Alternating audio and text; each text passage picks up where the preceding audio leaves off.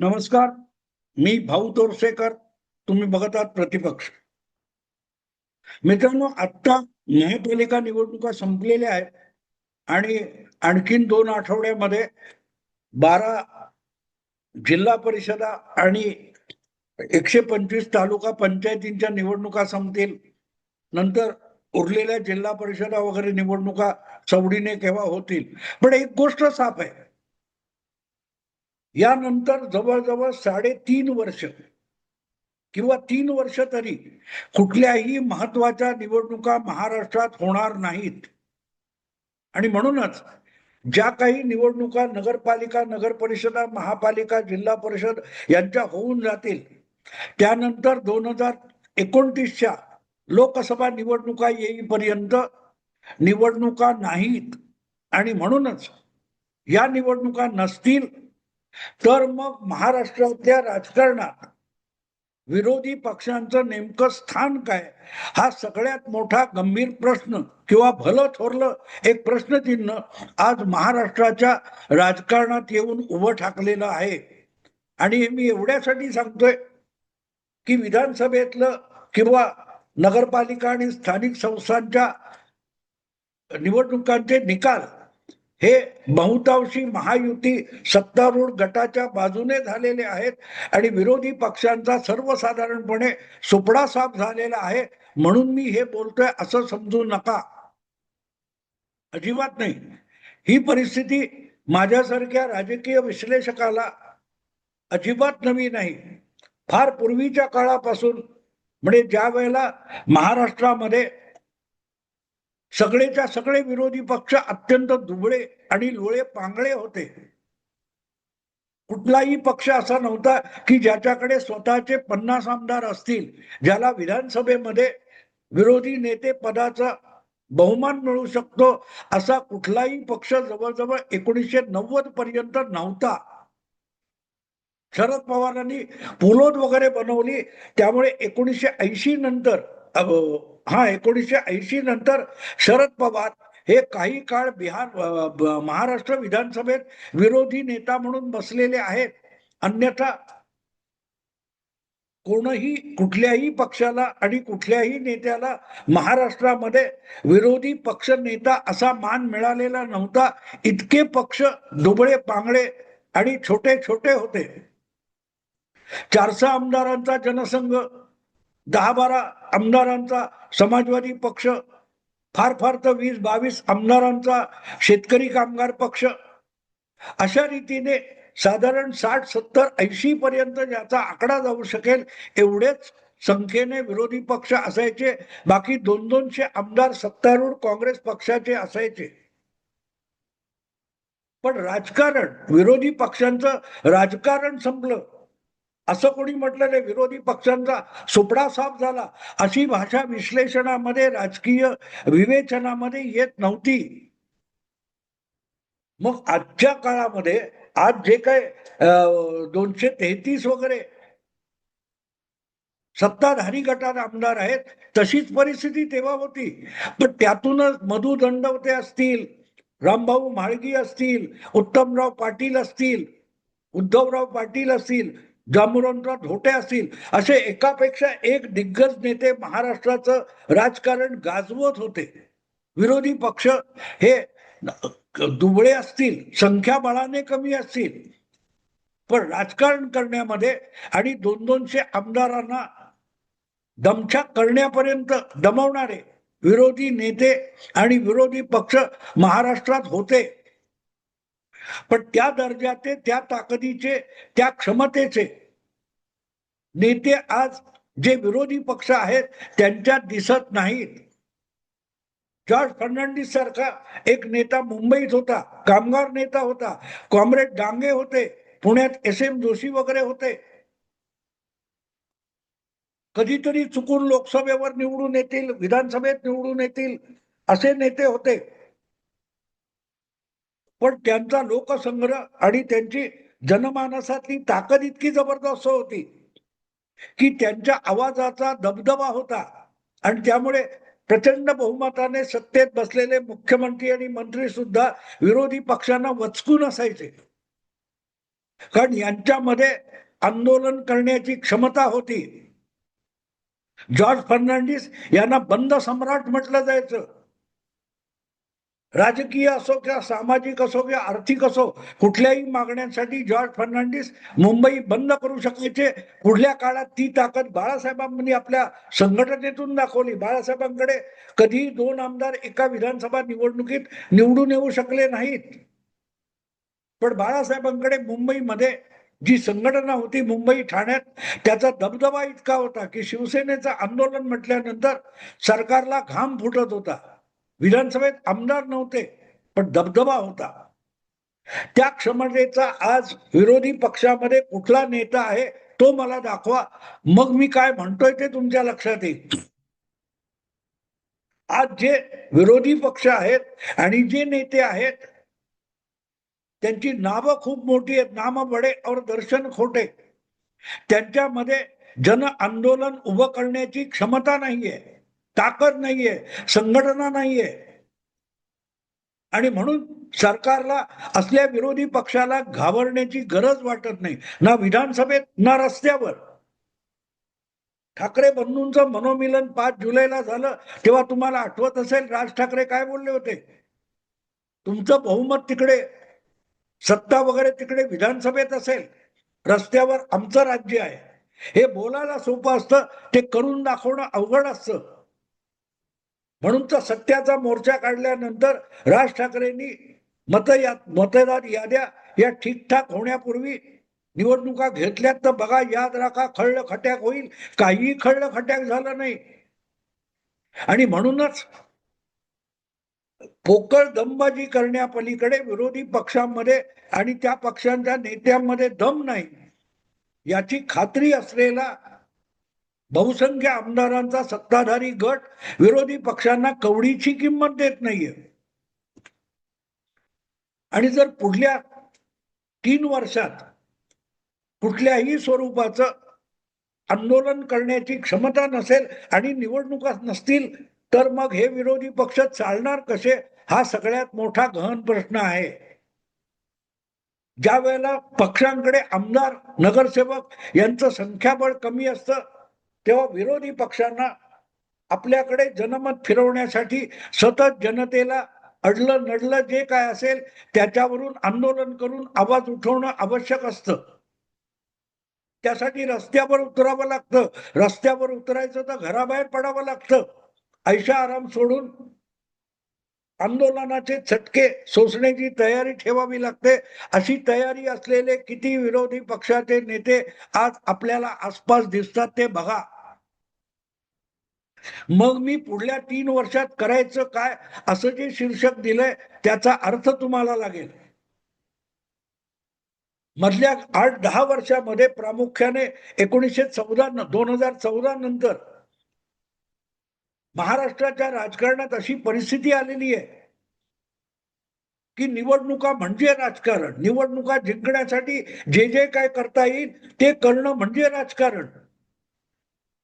निवडणुका जिंकण्यासाठी, जागा जिंकण्यासाठी, तिकीट वाटपासाठी आघाड्या करणं, जागा वाटप करणं म्हणजे राजकारण. जनहिताची आणि जनतेच्या गरजेसाठी रस्त्यावर उतरून आंदोलनाचा पवित्रा घेणं म्हणजे पक्ष चालवणं, हे जणू काय सगळेच्या सगळे राजकीय पक्ष विसरून गेलेले. प्रत्येकाला सत्तेतला हिस्सा हवा आहे. विरोधी पक्षात कोणालाही बसायचं नाहीये, कोणालाही बसायचं नाहीये. सगळ्यांना सत्तेची ऊब हवी आहे. विरोधी पक्ष म्हणून आंदोलन करताना बसणारे चटके कोणालाही नको आहेत. आणि ज्या वेळेला ही मानसिकता होते त्यावेळेला आंदोलन करण्याची इच्छा, संघर्ष करण्याची इच्छा मरून जात असते. आजचा जो महाराष्ट्रातला विरोधी पक्ष आपण बघतो त्यांच्यात सगळ्यात मोठी समस्या आहे ती ही आहे की त्यांना आंदोलन करायचं नाहीये. त्यांना आंदोलन करण्याची प्रसिद्धी हवी आहे. म्हणून तुम्हाला आठवत असेल तर उद्धव ठाकरे आणि सगळ्या विरोधी पक्षांनी निवडणुकीच्या आधी राणीबागेपासून आझाद मैदानपर्यंत मोर्चा काढला होता. आणि निवडणुका संपल्यानंतर तो मोर्चा मेट्रो पासून आझाद मैदान पर्यंत इतका शॉर्ट झाला, एक महिलाचा देखील मोर्चा पायपीट करण्याची तयारी नसलेला विरोधी पक्ष. विचार करा मित्रांनो. आणि म्हणून मी जो विषयाचं शीर्षक दिलेलं आहे, 3 वर्ष करायचं काय, 3 वर्ष करायचं काय, याचं उत्तर सध्या महापालिका निवडणुकीनंतरची जी घालमेल चालू आहे त्याच्यात दिसतंय. ज्यांचे ज्यांचे जे जे नगरसेवक वगैरे निवडून आले ते आपल्याच पक्षात टिकवण्यासाठी सगळ्या पक्षाचे नेते आटापिटा करतायत. काल परवा ते झालं, कोण मनसेचे कल्याण डोंबिवलीचे 2 का किती नगरसेवक हे एकनाथ शिंदे बरोबर गेले, म्हणजे पक्षांतर केलं असं नाही. तिथल्या मनसेच्या 2 आमदार नगरसेवकांनी किंवा 4 नगरसेवकांनी तिथल्या सत्तेच्या समीकरणामध्ये भाजप विरोधात एकनाथ शिंदे यांची साथ द्यायची ठरवली, शिवसेनेला साथ देण्याची ठरवली. आणि त्याचं कारण देताना मनसेचे स्थानिक नेते म्हणाले की वॉर्डातली कामं, विकासाची कामं करून घ्यायची तर सत्तेच्या जवळ राहावं लागतं. प्रश्न इतकाच आहे की दीर्घकाळ सत्तेच्या बाहेर राहिलेली शिवसेना, भारतीय जनता पक्ष यांनी गेल्या 30-40 वर्षामध्ये आपापले पक्ष सत्तेच्या बाहेर राहून कसे चालवले होते, कसे टिकवले होते, याचं उत्तर कोणाकडे आहे? ज्या वेळेला कुठच्याही पक्षाचा नेता असं सांगतो की सत्तेच्या बाहेर राहून विकासाची कामं होत नाहीत आणि विकासाची कामं झाली नाहीत तर त्या मतदारसंघातून परत निवडून येणं किंवा निवडणूक लढवणं अवघड असतं असं म्हणायचं असेल तर मग 2014 पर्यंत भाजप सत्तेत नव्हता. जे काय 5-6 वर्ष वाजपेयींच्या काळामध्ये किंवा शिवसेना भाजप युतीच्या काळामध्ये सत्तेत असतील तेवढेच 15-15 वर्ष शिवसेना भाजप महाराष्ट्रात विरोधी पक्षात बसत होते, तरीही निवडून येत होते. शिवसेना असो किंवा भाजप असो 40, 50, 60, 65 पर्यंत आमदार निवडून येत होते. ते सत्तेच्या बाहेर बसलेले होते, पण जनतेच्या हितासाठी, जनतेच्या मागणीसाठी आंदोलन करण्याची क्षमता त्यांच्यामध्ये होती. आंदोलनातून विरोधी पक्ष चालवला जात असतो आणि आंदोलन करायची इच्छा नसेल तर प्रत्येकाला सत्तेच्या वळचणीला जावं लागतं. आणि सत्तेच्या वळचणीला जायचं याचा अर्थ असा असतो की आम्हाला आंदोलन करायचं नाहीये, आम्हाला संघर्ष करायचा नाहीये, आम्हाला ऐशाराम करायचंय. ऐशारामी राजकारण याचा अर्थ सत्तेचं राजकारण असतं. आणि त्याची चटक लागलेले जे विरोधी पक्ष असतात त्यांची आषाढभूत नजर कायम सत्तेवर रोखलेली असते आणि अशा लोकांकडून सामान्य जनतेच्या हिताचे प्रश्न घेऊन संघर्ष केला जाऊ शकत नाही. पत्रकार परिषदा घेतल्या जातात. तुम्ही जर गेल्या साधारण 4-5 वर्षामध्ये राजकारण बघितलं, प्रामुख्याने उद्धव ठाकरे यांचं मुख्यमंत्री पद गेल्यानंतरच्या कालखंडामध्ये राजकारण तुम्ही बघितलं तर ते फक्त मीडिया पुरतं, पत्रकार परिषदेपुरतं आणि मोठ्या मोठ्या सभा संमेलनापुरतं मर्यादित राहिलेलं आहे. निवडणुका जिंकून सुद्धा विरोधी पक्षात बसावं लागलेले देवेंद्र फडणवीस 5 वर्षाची मुख्यमंत्री पदाची सत्ता उपभोगल्यानंतर सुद्धा विरोधी पक्षात बसल्यानंतर विधानसभेमध्ये सत्ताधारी पक्षाला दे माय धरणी ठाय करून सोडत होते. करोनाचा लॉकडाऊन चालू होता, पण देवेंद्र फडणवीस आणि प्रवीण दरेकर हे 2 भाजपचे विरोधी नेते तोंडाला मास्क लावून खेड्या पाड्यात फिरत होते, गल्ली बोळात फिरत होते, लोकांच्या समस्या जाणून घेण्याचा प्रयत्न करत होते, सरकारकडून ज्या कामात त्रुटी राहतात त्याकडे लक्ष वेधण्याचा प्रयत्न करत होते, शक्य असेल तिथे आवाज पण उठवत होते, आंदोलन करत होते. पण उद्धव ठाकरे यांचं मुख्यमंत्री पद गेलं, त्यांच्याबरोबर काँग्रेस आणि राष्ट्रवादी हे 2 पक्ष सुद्धा सत्तेबाहेर फेकले गेले. त्यानंतरच्या 2.5-3 वर्षाच्या कालखंडामध्ये शरद पवारांचा गट असो, काँग्रेस पक्ष असो किंवा उद्धव ठाकरे यांच्या गटाची शिवसेना, उबाठा शिवसेना असो, यांनी असं कुठलं आंदोलन केलंय? पत्रकार परिषदा रोज घेतले. मोठमोठ्या कुठे कुठे सभा घेतल्या आणि त्या सभेमध्ये गर्दी जमून सरकारला इशारे वगैरे खूप दिले. पण ज्याच्याकडे जनतेच्या हिताच्या आणि जनतेच्या गरजाच्या मागण्या करणं आणि त्यासाठी आंदोलन करणं अशी घटना तुम्हाला औषधाला सापडत नाही. कारण डोळे सगळे सत्तेकडे लागले होते. आम्ही लगेच परत सत्तेवर येतोय, आम्ही परत सत्तेवर येतोय, आमचं सरकार होणारच. 1 जुलै 2023 मेट्रो पासून महापालिकेच्या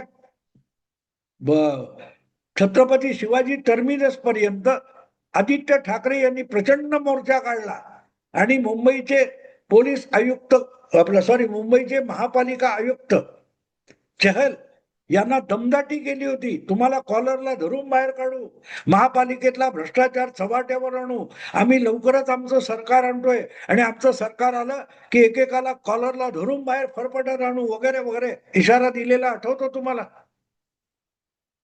तो भ्रष्टाचार बाहेर काढू, जनतेच्या हितासाठी आंदोलन करू असा इशारा नव्हता. आम्ही सत्तेवर येणार आहोत आणि सत्तेत आलो की मग तुमची कॉलर पकडणार आहोत.